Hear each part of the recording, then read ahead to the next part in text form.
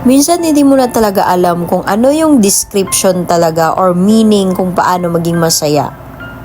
Kasi kahit naman anong gawin mo, meron at meron ka pa ring maging problema.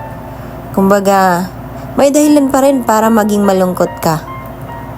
Ganon talaga ang buhay ng tao.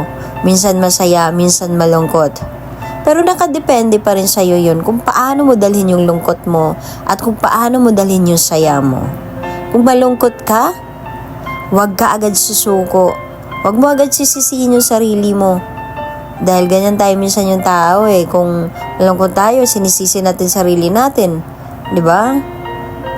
Pero wag. Dapat, lagi mong iisipin na lahat ng bagay na yan na nangyari sa'yo ay may dahilan. Okay? So, kayang-kaya mo yan. Huwag kang mag-alala. Tiwala ka lang.